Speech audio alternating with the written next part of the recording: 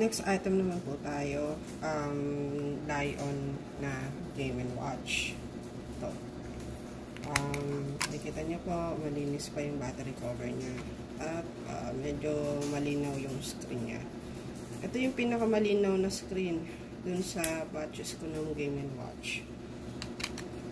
Alam ko lang ito ha. Lagay ko lang yung battery. Bale, ito yung ano niya, yung itsura niya.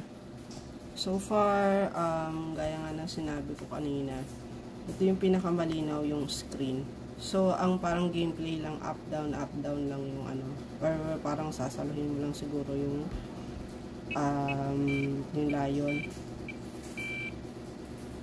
Teka, laruin natin ha.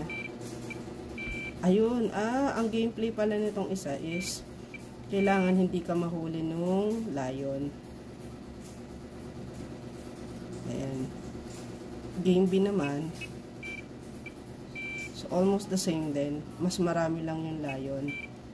Tapos magkabila yung mga tao na dapat hindi kakainin ng Lion. Kasi mauubos yung buhay mo nandun sa taas ng screen. Simple lang yung gameplay niya. Tsaka nakita nyo naman, malinaw pa yung screen niya. Kaya bilhin nyo na po.